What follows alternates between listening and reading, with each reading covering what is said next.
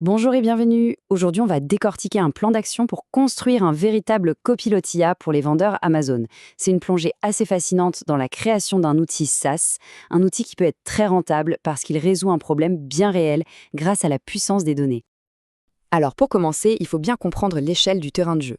La marketplace d'Amazon, ce n'est pas juste un site de e-commerce, non.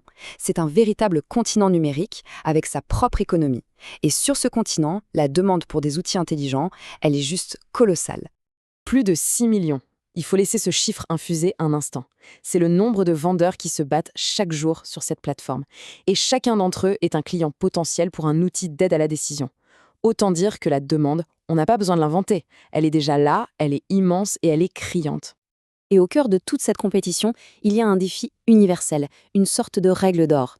Avant même de penser au marketing, à la pub, à quoi que ce soit d'autre, le succès d'un vendeur sur Amazon dépend d'une seule et unique chose, avoir choisi le bon produit au départ.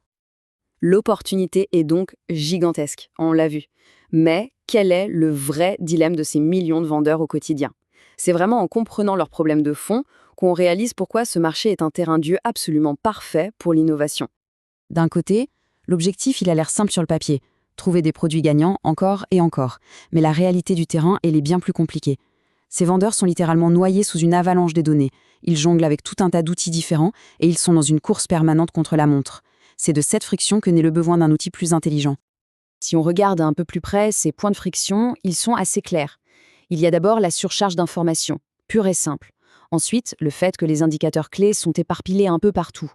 Tout doit être compilé à la main, ce qui est lent, fastidieux. Et pour couronner le tout, le temps est un ennemi. Une bonne opportunité, une bonne niche peut être complètement saturée en à peine 2 mois. Bon, alors comment on s'y prend concrètement? La première question, et c'est vraiment la plus importante, c'est de savoir comment construire tout ça de manière légale et durable. C'est la fondation de tout le projet et c'est absolument non négociable. Le choix fondamental, il se résume à ça. D'un côté, il y a le scrapping. C'est la mauvaise méthode, soyons clairs. C'est interdit, c'est pas fiable et ça expose à de vrais risques légaux.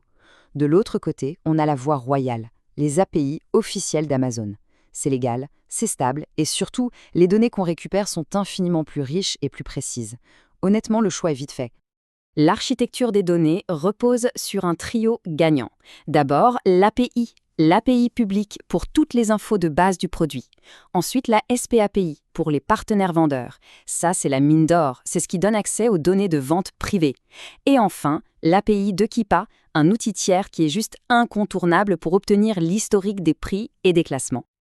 Ok, maintenant qu'on a les bonnes sources, la question c'est comment on transforme ce torrent de données brutes en intelligence pure. C'est l'étape de l'usine à données, là où la magie opère. Allez, suivons le parcours. Le cheminement est assez simple à visualiser. D'abord, les API collectent les données, un peu comme des rivières. Ces rivières se déversent dans un grand data lake, un lac de données brutes. Et c'est là que le vrai travail commence. On va raffiner cette eau brute pour en faire des caractéristiques exploitables, des signaux. Cette étape, le feature engineering, c'est un peu la sauce secrète du système. Il ne s'agit pas juste de collecter des chiffres, non, il s'agit de les transformer en signaux prédictifs. Par exemple, au lieu de juste regarder le classement des ventes aujourd'hui, on va calculer sa pente sur les 30 derniers jours pour voir la tendance. C'est ça qui a de la valeur. Pour évaluer le potentiel d'un produit, tous les facteurs ne sont pas égaux. Le système va accorder une importance absolument cruciale à la demande et à la traction du marché. Ça pèse pour 40% du score final. C'est de loin le signal le plus important, bien plus que la concurrence ou même la rentabilité pure. On arrive maintenant au cœur du réacteur, au cerveau du système. C'est ici que l'intelligence artificielle entre en jeu. Un modèle qui a été entraîné pour repérer les pépites avec la même intuition qu'un vendeur expert, mais à une échelle bien plus grande. La question est donc là, entière. Comment est-ce qu'on enseigne à une machine cette fameuse intuition, cette capacité à déceler un produit à fort potentiel parmi des millions et des millions d'autres? La réponse, elle se trouve dans une technique d'IA bien spécifique qu'on appelle le learning to rank. Pour faire simple, c'est comme un moteur de recherche. Il ne dit pas juste si une page est bonne ou mauvaise, non, il les classe par ordre de pertinence. Eh bien, c'est le même principe ici. Le modèle apprend à ordonner les produits du plus prometteur au moins prometteur. Et ça, c'est bien plus utile qu'un simple oui ou non.